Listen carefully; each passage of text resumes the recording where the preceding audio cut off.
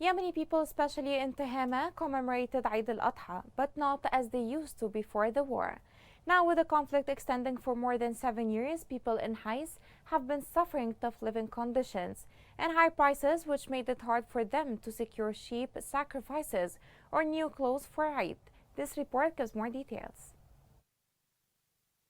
The living conditions and poverty robbed the feast its joy for many Yemeni families because of the war, and this led to a miserable situation in Hodeidah Governorate, especially in Hais district. The blessed Eid al-Adha came to Tihama this year like other regions of Yemen, but it turned unusual as it lacks the joy and happiness in which citizens received it with no smiles drawn on their faces. A case that summarizes the suffering of thousands of families and the displaced too, who have become unable to carry out the laws of Islam as a result of poverty and the inability to purchase sacrifices or provide the simplest requirements for Eid and clothing for children that are pledged to Muslims.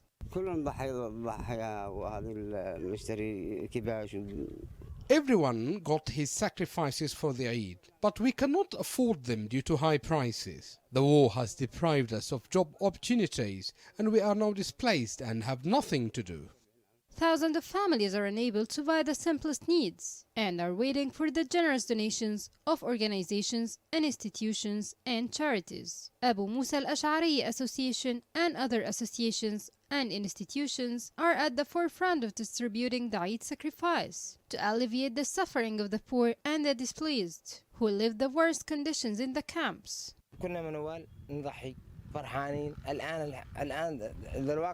In the past, we were able to buy sheep sacrifices, but now we cannot. We thank charitable organizations for the initiative by providing us with meat and Eid sacrifices.